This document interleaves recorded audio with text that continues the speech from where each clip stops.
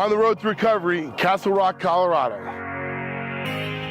Live from Millville, New Jersey, I'm on the road to recovery. We're on the road to recovery in Morgantown, West Virginia at Mountaineer Field. And live in Scranton, Pennsylvania, I'm on the road to recovery.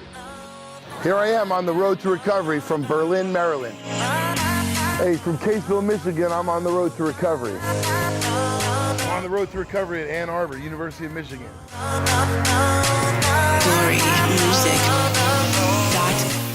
Hey, I'm on the road to recovery up in Jamestown, New York. I'm Michael De Leon, and I'm about to introduce you to one of my new friends, Chanda Lynn. Been following her for some time, but I couldn't wait to come meet her and spend the time to hear her story and hear what she's doing and how she's inspiring so many other people. A gifted poet, somebody who's not only gifted with her words, but gifted with her journey, and now she's giving that gift away to other people so they could find their path, their journey. On the road to recovery with Chanda Lynn. Father, if you're real, come take these drugs away. And hearing myself say Father wasn't a word I really got to say. I said, come take me as I am. I'm tired, I'm useless, I'm beat. Sincerely, your broken daughter.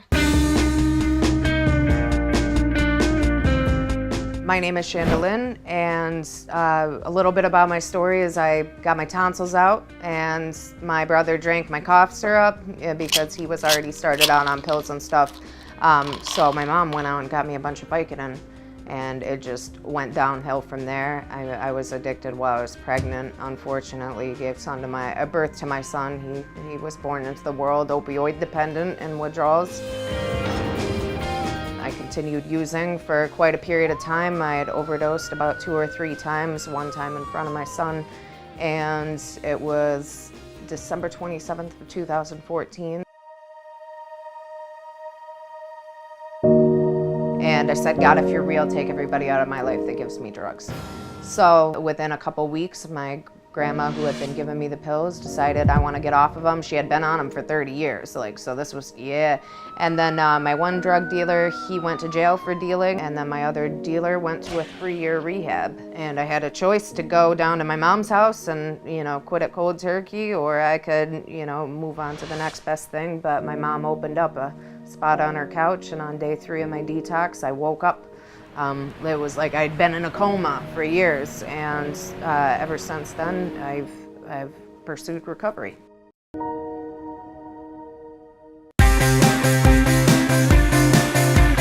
I would recommend people go to treatment and detox because it's not easy. You need to address your underlying issues, and those were a lot of things that I haven't been able to do. So, now, later on in my recovery, I have to pursue things maybe people would have done, within the first few weeks of their recovery. So I definitely recommend people to go to rehab and, detox.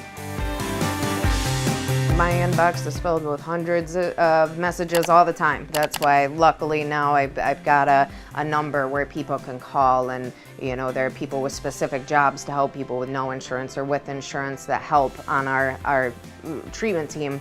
But it is heartbreaking because I get a lot of parents who message me who say that I wish my son or daughter were like you. You give me so much hope, and my son or daughter's out here strung out. How can you help them? It's a lot of parents who are holding on by, one of the last threads, which is my video of the hope that, their kid could recover. But to me, it's pretty clear that there is a God who really loves me, that there is a God that's real. And if he cares enough about me, the one who lied, cheated, and used, then believe me that there is really a God who really cares about you.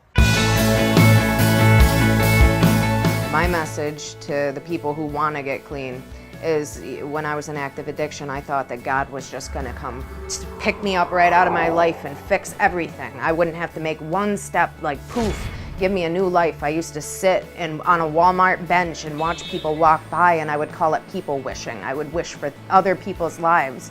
But I think people in active addiction need to realize that you have to first advocate for yourself. You have to first take the steps that maybe you don't want to take, but you need to take.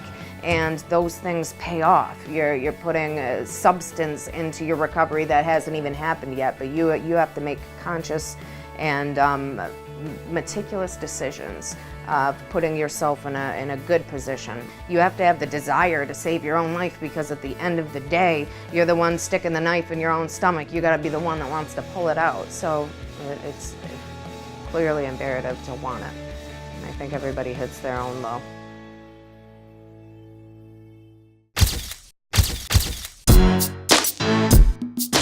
Addiction is the only epidemic that's ever happened where we have blamed those affected instead of searching for a solution. And I don't think that people realize how important it is that we solve it now. All of us solve it now, you know, lay down the disease, the choice debate, you know, it started with your choice, your decision, because if we seriously don't get to the root of the issue and address it and solve it, then the next generation of your kids, you know, your grandkids, your babies are going to inherit this. Big Pharma, which collectively lobbies over $250 million annually to Congress, needs opium latex to manufacture drugs for this pill-happy nation. We could seriously make a huge impact. We all dream of it. We all want this problem to change, but we don't want to leave our egos at the door to do it. And my plea to people is to lay aside that ego and lay aside that vision or dream that it's you saving the world and picture us saving the world, because that's what it has to be.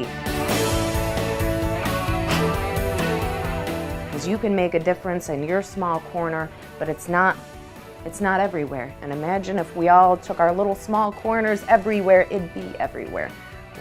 We have to lay down whatever it is that's holding us back from working together. We have to.